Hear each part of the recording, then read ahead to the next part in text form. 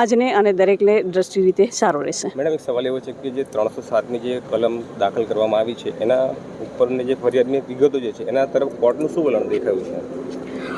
કોર્ટનું વલણ તો એના ચુકાદામાં જ આવશે જે કંઈ છે એ, પણ ચોક્કસ રીતે એને હથિયારની ડેફિનેશનમાં એક ગ્લાસને ગણી ન શકાય, જે આજ સુધી ક્યાંય જાહેર નથી થયો. ઇવન તમે જોવા જાઓ તો કોઈક પણ સરકારે ગેઝેટમાં પણ આવું કંઈક જાહેર કર્યું હોય કે ગ્લાસને હવે હથિયાર તરીકે જોવામાં આવશે, એવી પણ કોઈ જાહેરનામા બહાર પડ્યા હોય કલેક્ટરશ્રી દ્વારા કે ગૃહ વિભાગ દ્વારા, એવું ક્યાંય છે નહીં. અને તેમ છતાં આ ગ્લાસને એક હથિયાર બતાવવામાં આવ્યો છે. હવે તો ટેકનિકલી જોવા જઈએ તો દરેક ગ્લાસ પણ એવી રીતે ટેમ્પર્ડ ગ્લાસ તરીકે વપરાતા હોય છે કે જેને મારવામાં કે તોડવામાં આવે તો એની કરચો થતી હોય છે, એના ટુકડા નથી થતા હોતા. પણ તેમ છતાં આને ટુકડા બતાવવાના આવ્યા છે કરચોના બદલે. અને એ જ વિષય ઉપર ભાર આપીને કહેવામાં આવ્યું છે કે આ હથિયાર નથી અને આખી 307 ઉપજાવી કાઢેલી છે. આજે કોર્ટે કોઈ જામીન અરજીની સુનાવણી થવા કોઈ ચુકાદો